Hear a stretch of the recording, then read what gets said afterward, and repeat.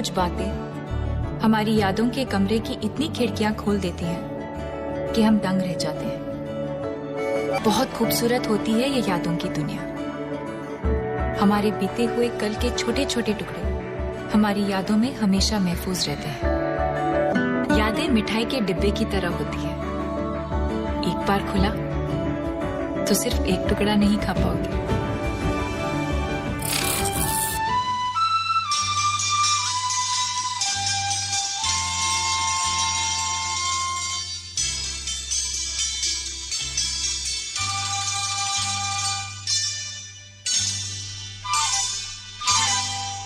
ये लम्हे ये पल हम बरसों याद करेंगे।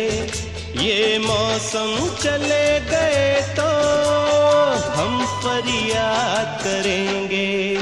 ये लम्हे ये पल हम बरसों याद करेंगे। ये मौसम चले गए तो हम फरियाद करेंगे।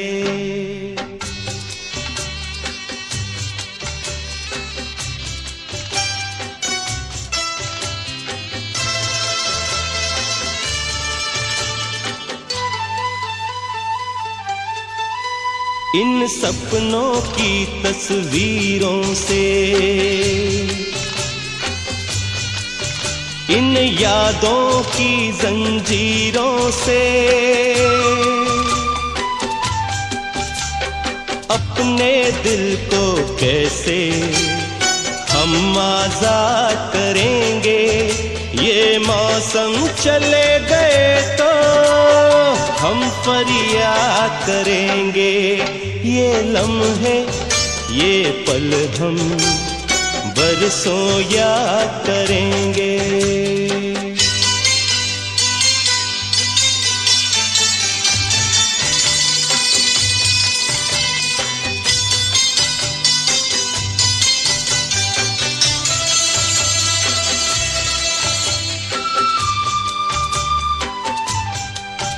ये लम्हे तो हैं बहुत हसीन, इन लम्हों पर कुछ लिखा नहीं।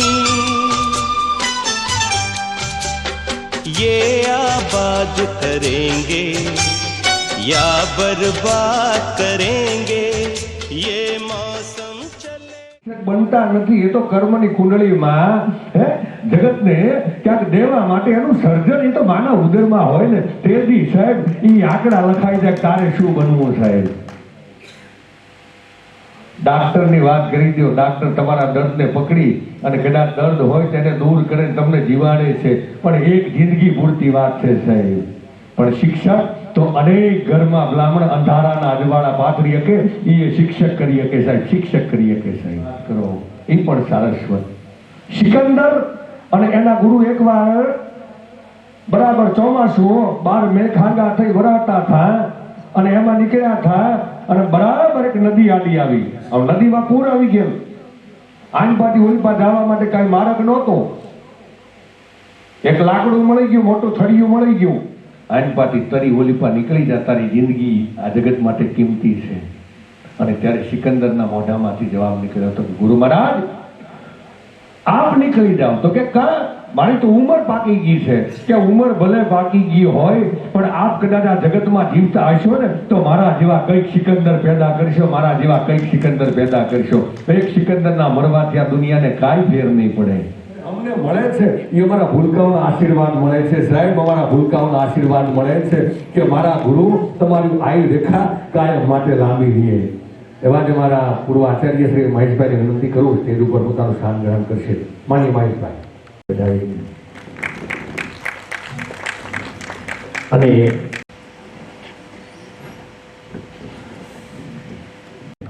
દિવાળીનું વેકેશન આવે, ઉનાળાનું વેકેશન આવે એટલે એક દીકરીની હોય કે શિક્ષકની હોય સાહેબ, હૈયામાં દુઃખ હશે કે અમારી માં અમારાથી દૂર વહી ગઈ સાહેબ। અને શિક્ષકમાં નર હોય કે નારી હોય એને માસ્ટર કહેવાય।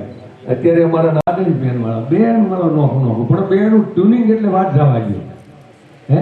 અને બેને આ જાહેરમાં કહું છું, બેનને કદાચ આમ સંસારિક જીવનમાં પતિ પત્નીનો વ્યવહાર સાથે સમાજ જેને ઓળખે છે તો ઓલા એમ કે હે મીના, એટલે આપને એમ થઈ જાય કે આનું નામ જિંદગી ભલામણ, આનું નામ જીવન કહેવાય સાહેબ. હે આમ એકબીજામાં ઓતપ્રોત થઈ જવાય સાહેબ, પોરવાઈ જવાય સાહેબ.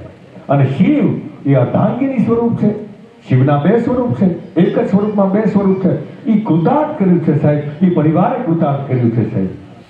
ઘણી વખતે અન્ના ફરજંદ રૂપે એક દીકરી હતી, અમારી બેનને ભાણે જ નથી, દીકરો નથી, પણ આજે હું છાતી ઠોકી છે અને જમાઈ તો ઈથી બમણા અને રોઢા છે સાહેબ.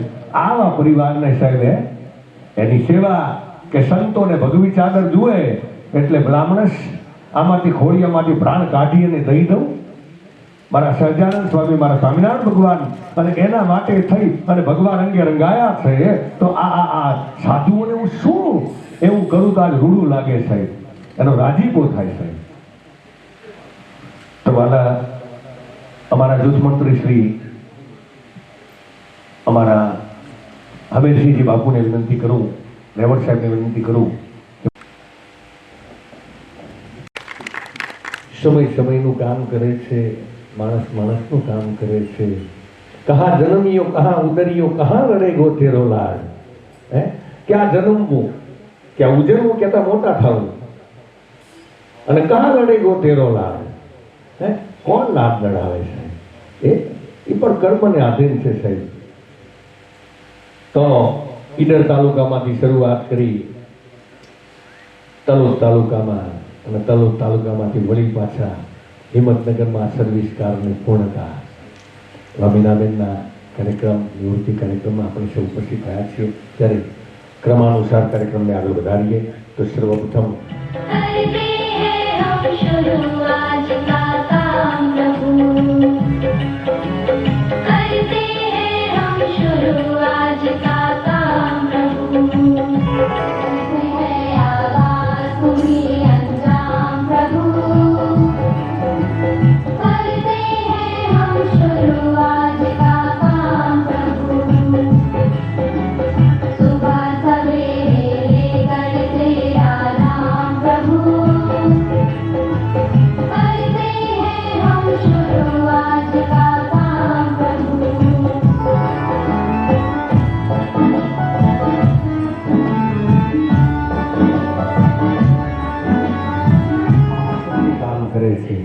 દરેકની આરાધના કાંઈક ને કાંઈક નોખા પ્રકારની નોખા નામથી હોય, પણ સભી નદિयां निकलती है पहाड़ से मगर मिलती है महासागर को. આરાધના તમે ગમે નામકરણ સાથેની કરો. આ જગતના માણસને ક્યારેક મોટો થઈ જાય, ક્યારેક શક્તિ વધી જાય, ક્યારેક સંપત્તિ વધી જાય, ત્યારે માણસ એમ કહેતો હોય કે મારું નામ લીધું તે તને મારું, મારું નામ લીધું તો તને મારું. પણ પરમાત્મા તો એમ કહે છે, પરમ તત્વ તો એમ કહે છે કે મારું નામ લીધું તો તને તારું ભલામણ. આ કરવાની વાત છે સાહેબ. કર્મથી કરાય, જગતની સેવા કરી અને તરાય.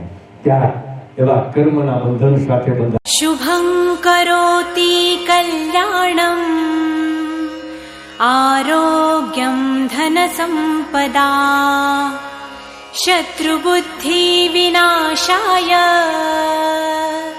દીપજ્યોતિ નમોસ્તુતે. દિવ્યાદિવ્યારે દીપત્કાર કાની કુંડલ મોતીહાર દિવ્યાલાપાહુન નમસ્કાર.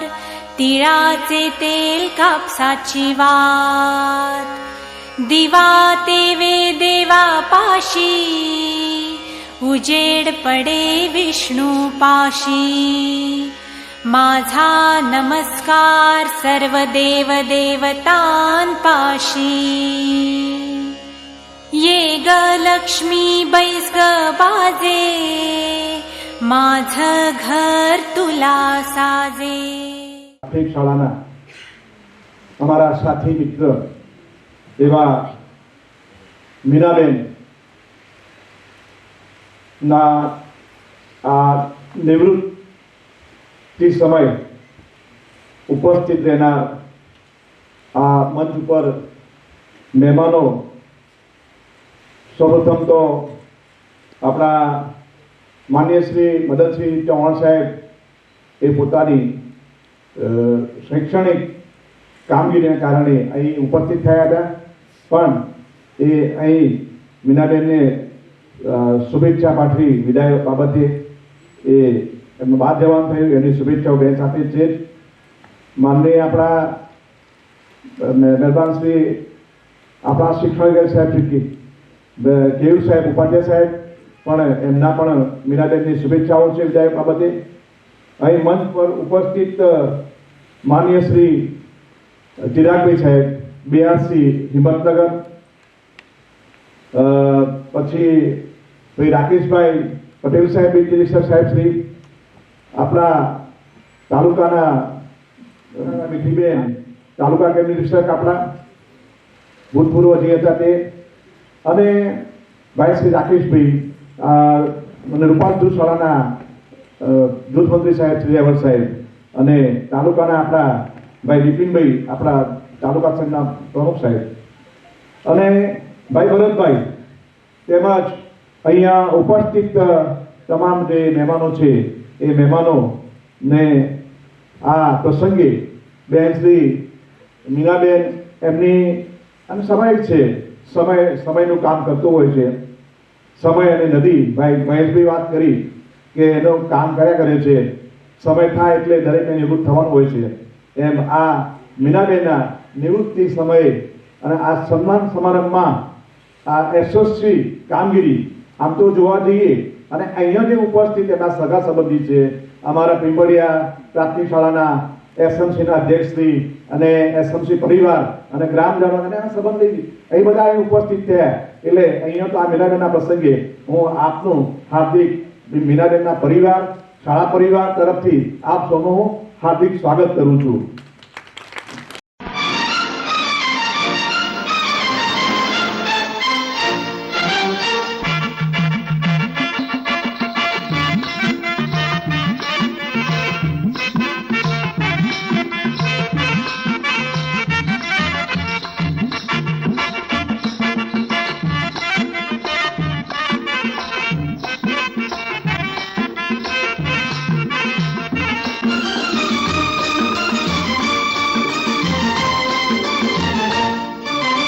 आदमी मुसाफिर है,